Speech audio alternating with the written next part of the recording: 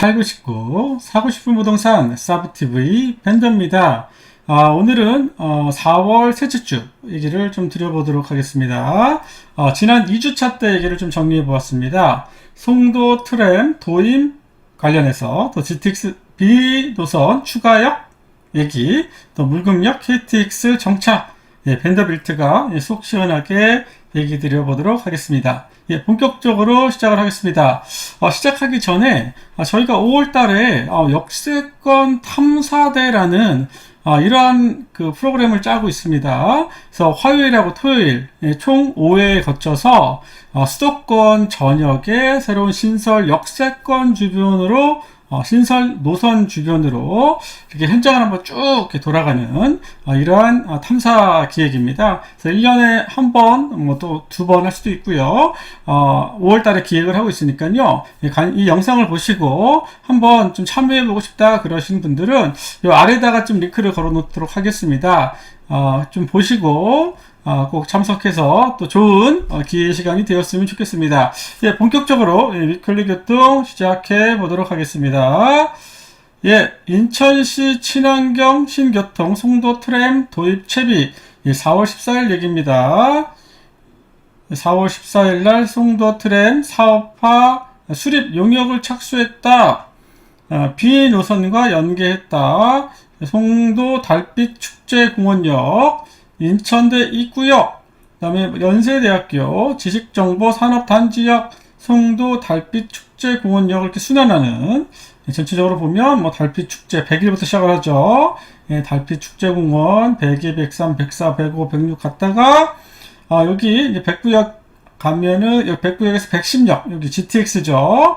GTX 시작점, 비노선 시작점 110역에 갔다가 또 이렇게 뭐 약간 좀 팔자 개념입니다. 11역 갔다가 이렇게 갔다가 뭐 돌아서 연세대 돌아서 뭐 인하대 뭐 돌아서 송도 뭐 지식산센터 이렇게 지나가서 다시 이렇게 돌아가서 이렇게 약간 팔자 형태로 이래서 이렇게 돌아가서 팔자 형태로 트램 방식으로 운행한다. 트램은 뭐죠? 쉽게 말하면 노면 전차입니다. 지상 위를 간다는 얘기죠.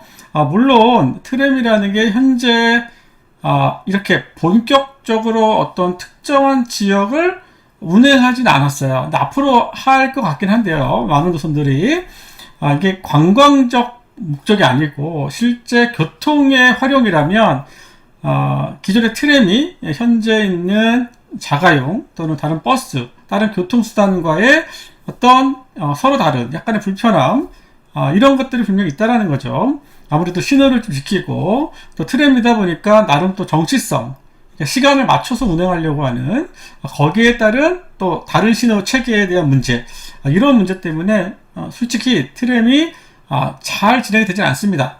진행이 되기도 어렵고요. 또 이것들을 생기는 걸 원하시는 분이 있는가 하면 이것들이 생기는 것들을 원하지 않는 분들도 있을 수 있기 때문에 분명히 장단점이 있습니다. 저희가 특히 선호하는 것들은 지하철, 그리고 그 노선의 성격, 노선의 어떤 그림이 약간 수도권에 좀 더 근접할 수 있는 이런 상황들이 분명 주어져야 되는데 이 안에 순환선과 관련된 얘기는 물론 지역에서 필요할 수는 있습니다. 하지만 이게 관광의 목적이 아니라면 이 수요나 이 상황들은 조금 더 제한적일 수 있다라고 생각합니다. 그 내용들을 보면 이렇게 용역을 좀 맡겼는데 그 용역비가 한 2억 얼마 정도 됩니다. 적은 용역비는 아니지만 그 용역비 내용들을 좀 보면 이게 지자체가 추진하는 용역 같은 경우는 통상적으로 조금 더 지자체 의견에 좀 맞춰가는 경향이 있다. 사업성이 좀 없을 것들도 좀 있게 나올 수도 있다. 저는 좀 그렇게 개인적으로 보고 있습니다. 그래서 그게 중요한 게 아니고요. 그 사업성을 가지고 이제 국가 예산이 들어가려면 500억 이상이 들어가려면 이제 국가에서 또 검토를 해야 됩니다. 이제 그 검토 과정에서 과연 잘 실현될 수 있을지 이런 것들도 조금 더 지켜봐야 한다. 그래서 이 지상 트램, 그러니까 차원부터 세종시처럼 도시계획을 하고 보시는 것처럼 이렇게 좀 입체도로 있잖아요. 그러니까 입체화되는 도로, 그러니까 주요 도로, 그러니까 자동차가 좀 많이 가는 곳, 이런 것들은 말 그대로 좀 이렇게 언더패스로 좀 같은 트램이긴 하지만 좀 지나간다든지, 이렇게 지하로 좀 지나간다든지, 이런 식의 좀 계획들이 좀 필요한 건데, 이미 도심이 구축되고 도시계획도로가 다 짜여진 상황에서 추가적으로 트램을 놓는 건 그리 쉬운 문제는 아니다. 진행 과정에서 여러 가지 어려움이 있을 수 있다고 저는 생각을 합니다. 아무튼 네, 지켜보겠습니다. GTX 비노선 추가 정차역 논의 분분. 대한경제가 교통망에 대해서 상당히 이렇게 취재를 많이 합니다. 일단 기사 내용을 좀 보도록 하겠습니다. 4월 11일자 뉴스고요. 일단 GTX 비노선 뭐 대충 노선 얘기는 많이 했기 때문에 인천대 있고요. 인천시청 부평 종합운동장 신도림 여의도 용산 서울역 청량리 상봉 별내 왕숙 평내 호평 마석입니다. 원래 그 기존에 언급되어 있는 역은 왕숙역을 제외하고 나머지들은 기존부터 좀 언급이 되어 있습니다. 짧게 좀 설명을 해드리면 용산부터 상봉역 구간, 망우 상봉 구간까지는 재정사업으로 4개의 공구로 나눠서 통키공사 방식으로 진행을 하겠다라는 얘기고요. 요 나머지 앞뒤 구간 또 경춘선 구간은 이제 민자 사업으로 진행을 하겠다라는 얘기입니다. 그러면서 우리가 신호선 할 때 그 제안서에 보시면 추가역 3개를 둘 수도 있다라는 얘기여서 그 얘기를 비노선도 동일하게 좀 적용을 해줄까? 그런 얘기가 이제 국토부에서 흘러나오고 있다라고 보시면 됩니다. 다만 이런 왕숙역들은 왕숙지구에서 필요에 의해서 놓기 때문에 그 사업비의 일환, 그러니까 왕숙지구에 대한 사업비로 왕숙역을 설치한다, 그런 개념이고요. 그 다음에 또 한 가지 서울역과 청량리역의 역사문화공원도 서울시가 추진하지 않겠냐라고 생각을 합니다. 그렇게 지역에서, 지자체에서 아니면 또는 사업지구에서 원하는 추가역 같은 경우는 그 사업지구 또는 지자체가 부담을 해야 된다. 그게 원칙이다 라고 생각을 해두시면 됩니다. 그러한 노선들은 보통 우리가 일반적으로 보는 노선에는 언급이 안 되어 있는 이유가 그런 이유다라는 얘기고요. C 노선과 마찬가지로 B 노선도 추가역에 대한 얘기가 나올 수 있습니다. 물론 뭐 여러 가지 얘기가 있어요. 기사 내용을 좀 보면서 얘기를 하겠습니다. 여기서 국토부도 정차역의 경우 3개까지 가능하다는 입장을 내놨다. 그런데 혼잡률 문제는 물론 시격, 배차 간격, 속도, 그다음에 과연 했을 때 공사 대비에 비해서 과연 수요가 많겠느냐, 이런 것들에 대한 고심이 있다라는 얘기입니다. 정작 참여를 저울질하는 건설사들은 미온적이다. 왜냐하면 이 사업이 이제 BTO 사업으로 되고 예전처럼 MRG라는 개념이 많이 없었단 말이에요. 물론 어떤 식으로도 건설비에 대한 보전을 해주긴 하지만 예전처럼 운영하면서 손해나는 부분들이 있어서 책임져주는 그런 MRG 방식 형태는 아니란 말이에요. 그러한 형태라면 잘못했을 때는 손해가 날 수 있다라는 생각을 할 수 있다라고 저는 보여집니다. 그래서 C노선이나 A노선처럼 그래도 중심 구간을 좀 통과하는 것에 비하면 B노선은 딱히 어디를 가야 된다, 이런 느낌이 좀 덜할 수 있기 때문에 그런 부분에 있어서는 미온적으로 좀 다시 검토해 볼 수도 있다라고 생각을 합니다. 그래서 생각보다 시간이 좀 더디게 갈 수도 있다라고 저는 보여집니다. 정차역을 넣을 때는 절대 수요에 대한 충당이 어렵다. A와 C노선은 일단은 승강장은 8량입니다. 운행은 어떻게 할지 모르겠지만 승강장은 8량으로 그냥 계획을 하고 있는데 비하면 B노선은 승강장도 6량으로 하겠다는 얘기입니다. 차량도 6량. A와 C노선은 8량 이라고 생각을 해주시면 되고요. 그럴 때 만약에 수요를 출퇴근할 때 6년 가지고 좀 부족하지 않겠냐 라는 얘기를 꺼냈다라고 좀 보주시면 되고요.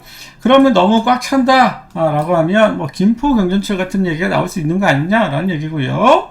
또 B 노선 같은 경우 구리 갈매역, 인천 청왕역, 강원 춘천역 등이 뽑히지만 이 왕십리나 인덕원처럼 이렇게 수요가 모이는 지역은 아니다라고 이런 게 뭐 여러 얘기가 나오고 있다, 이런 얘기를 하고 있습니다. 외곽에 추가역을 넣으면 이제 옥상옥이다, 말 그대로 이제 계속 탄다는 얘기죠. 그래서 너무 힘들 수 있지 않느냐, 이런 얘기입니다. 그리고 A 노선과 C 노선 모두 정차역을 최소화한 건설사들이 사업권을 따냈다. 그래서 굳이 무리하게 건설사 입장에서 이러한 정차역을 언급하지 않고 국토부나 다른 지자체에서 추후에 하나씩 이렇게 껴들어가는 이런 것들로 가는 건 어떠냐 라고 건설사들이 고민하고 있다는 얘기입니다. 뭐 그런 얘기가 좀 부분이고요. 그 다음에 속도에 대한 부분들, 그 다음에 열차 간격에 대한 부분들, 그 다음에 역을 하나 설치한다 그러면 적어도 1000에서 2000억 사이에 대한 사업비가 들어간다. 그거를 과연 지자체가 부담할 수 있겠느냐? 그런 얘기를 기자는 하고 있는 겁니다. 이 내용들을 다시 한번 놓고 보시면 우리가 일단은 사업에 대한 진행 속도 어떨 것이냐, 생각보다 더디게 할 수 있다. 저는 비노선이 실제 여러분들이 탈 수 있는 시기를요, 빨라야 2032년 정도로 예측을 합니다. 빨라야. 그게 잘한 겁니다. 잘해야 그만큼 과정에서 시간이 걸릴 수 있다는 얘기고요. 그 과정에서 또 여러 고민들이 있을 수 있다라고 저는 생각을 합니다. 어찌됐건 그렇게라도 가면 되는 거니까요. 그러면 그 가운데서 어떠한 이슈들이 생길 거냐, 분명 올 한해 기본계획 고시를 했단 말이에요. 3월 달에. 그 다음에 대한 얘기는 이 재정 구간에 대한 4개 공구에 대한 어떤 시공사가 선정이 될 거냐에 대한 이슈, 이건 하반기에 나오지 않을까라고 보여지고요. 빠르면 올 연말이나 내년 상반기에 결정될 민자 사업 컨소시엄 선정 부분, 그 부분도 또 이슈다라고 보여집니다. 그래서 여러분들이 좋든 싫든 시간이 얼마큼 걸리든 언제 준공위에서 우리가 탈 수 있을지는 그거는 차후에 다시 논의하더라도요, 차후에 다시 고민하더라도 일단은 뭔가 결정하는 그 결정 단계, 뭔가 하나가 결정되는 그 결정 단계가 다 이슈가 될 수 있기 때문에 부동산 시장 가격은 이슈에 더 민감합니다. 그래서 가격이 결정에 따라서 반영이 될 수 있다. 그런 부분들은 여러분들이 염두를 해 두셔야 된다는 얘기예요. 그래서 올해 다른 노선보다 유독 B노선에 좀 더 집중할 필요가 있다. 그 얘기를 좀 드리고 싶고요. 이제 아까 말했던 별내역 앞에 갈매역, 물론 인덕원과 과천과 유사한 느낌이면서도 조금은 다릅니다. 인덕원은 트리플 역세권이에요. 그거에 비하면 갈매역에 있어서 한계나 수요는 제한적이다라는 부분이고, 너무 근접하다. 그러면 구리시에 통과되는 게 하나도 없기 때문에 세워줄 수도 있는 거 아니냐? 그런 관점은 아닐 것 같아요. 그런 관점은 아니고, 여기 잘 보시면 노선이 이렇게 빨갛습니다. 예전에 요 경의중앙선 통과에 대한 부분을 국토부가 검토를 했다가 타절시켰어요. 용역을 진행했다가 타절. 다시 검토할 수도 있다. 저는 생각을 합니다. 여러 가지 변수가 있을 수 있다는 얘기고요. 그러면 현재 춘천까지 가는 건 어떠냐라고 이제 물어볼 수 있습니다. 그러려면 일단은 그 대광희 특별법에 의한 시행령의 광역철도 개정 사항이 분명 필요합니다. 그 내용이 반경을 좀 넓혀준다거나 또는 거리 중심에서 그 목적지까지의 거리가 1시간 이내면 가능하다. 이런 식의 의미로서 춘천을 언급해 나올 수는 있습니다. 하지만 그것 대비, 연장 대비 GTX가 가기는 다소 사업성, 그러니까 말 그대로 경제적이지 못하다. 저는 크게 부각될 수 있고, 그게 지금 단계에서 논의할 얘기는 아니다. 그런 상황이 올 수도 있다라고 보여집니다. 그래서 나중에 향후에 설령 될지언정 본사업, 이번 비노선 사업에는 그게 추가되기에는 제 개인적인 생각은 좀 희박해 보이지 않냐, 그런 생각이 들고요. 오히려 이 인천시청과 인천대 입구의 역간 거리가 길고, 이 역간 사이의 중간에 보면 이게 지금 수인 분당선이 연결되어 있기 때문에 여기 정도는 하나 넣어도 인천시가 좀 부담을 한다 라는 관점에서는, 구도심을 좀 살린다 라는 관점에서는 좀 의미를 둘 수 있지 않겠냐라고 약간은 좀 희망적인 이런 얘기를 좀 해드리고 싶습니다. 한번 기사 내용에서 한번 지도를 한번 볼까요? 여기가 지금 여기가 지금 인천대 입구 GTX 역입니다. 여기가 GTX 역이고요. 노선이 이렇게 따라간다라고 봐주시면 돼요. 그래서 원래 계획은 이런 식의 산자락을 지나서 기존에 있는 인천시장까지 연결되는 느낌이 있습니다. 요 느낌이에요. 이게 이제 그 기본 계획 때 이제 언급된 내용인데, 여기서 이걸 조금 더 좀 다시 볼 필요는 있습니다. 기본 계획은 그냥 큰 흐름이에요. 큰 흐르기 때문에 이게 이제 민간 사업으로 가다 보면 요거보다 조금 더 사업성 있는, 그리고 조금 더 공사비가 줄어드는, 그리고 현재 상황들과 조금 더 맞아떨어지는 이런 새로운 노선을 끄집어낼 수도 있다라고 보여집니다. 그게 저는 하나의 예로 동일하지만 여기에서 뭐 예를 들어서 이 녹지축으로 좀 빠지는, 그리고 요 연수역 주변에 이렇게 연결되는 축대, 이런 축대들 또한 그리 나쁜 상황은 아니다. 그리고 만약에 이렇게 갔을 때 요 누광구 딱 요 구간에 보다 300m 이상은 연장이 줄어들 수 있다. 그리고 요 상업 구간, 이게 지금 여기 밑에가 보시면 여기가 청학동이고 여기가 연수동입니다. 청학역인데 그러면 새롭게 청학역이 생길 수도 있어요. 수인분당선에 얘기가 계속 나왔던 거니까 그거를 염두에 둔 새로운 역이냐, 아니면 구도심의 상업지, 아무래도 여기가 그래도 좀 모이는 곳이기 때문에, 그리고 경강선이 연수역까지 간단 말이에요. 전동차와 KTX 이음열차가 운행하는 건 좀 다릅니다. 나중에 최종으로 이제 진행되는 건 좀 봐야 돼요. 하지만 우리가 계획상으로 보면 전동차는 연수역까지, 그 다음에 KTX 이음은 송도역까지 간다. 이런 식의 흐름이고, 나중에 공사가 이제 끝날 때쯤 자연스럽게 어디까지 운행할 거냐에 대한 얘기는 다시 나올 겁니다. 이런 식의 계획을 생각해 본다면 이 연수역 또한 배제할 수 없다라고 저는 보여집니다. 이거는 민간 사업자가 제안을 할 때, 저도 이제 제안서를 여러 번 써봤기 때문에 이게 어차피 일정한 구간의 단지는 조금 지나갈 수도 있다 라는 생각이 들어요. 그래서 그런 부분들까지 고민해 보면 둘 다 가능성은 있다, 아니면 이 중간 어딘가. 그래서 여러분들은 포지션을 다 잡고 가시면 돼요. 여기서 쓸 거냐 안 쓸 거냐가 중요한 거지, 어찌됐건 쓰든 안 쓰든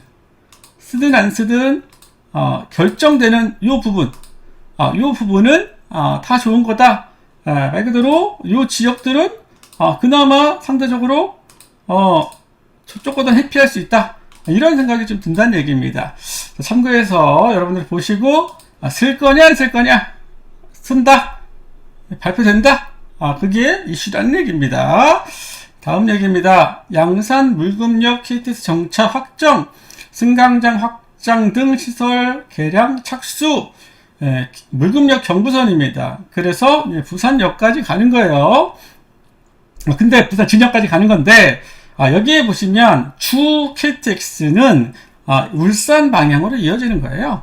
여기는 울산으로 이어지는 거에 비하면 기존의 철도 구간을 통과하는 구간이기 때문에 운행이 그리 많지는 않습니다. 울산에 비하면. 거기에 또 물금역에 하나 더 정차한다는 거, 그래서 그 정차에 내년에 정차한다라고 하는데, 무조건 안 쓰는 것보다 쓰는 게 좋아요. 하지만 우리가 쓴다라는 개념에서 과연 몇 대나 쓸 거냐, 얼마큼 자주 쓸 거냐도 또한 중요하다. 여러분들이 그 생각을 하셔야 됩니다. 그래서 물금역에 KTX 정차 쓰니까 여기 대박 나는 거 아니야? 그렇진 않다. 왜? 이게 만약에 2시간에 한다, 3시간에 한 대 온다, 이런 얘기는 좀 다를 수 있다는 얘기입니다. 아무튼 상징적인 부분은 있고 양산시에는 분명 도움이 될 수 있습니다. 하지만 그리 큰 느낌의 희소식은 아니다. 적당하게 봐주시는 게 좋을 것 같고요. 내용에 의하면 내년 초에 개량을 해서 정차시키겠다.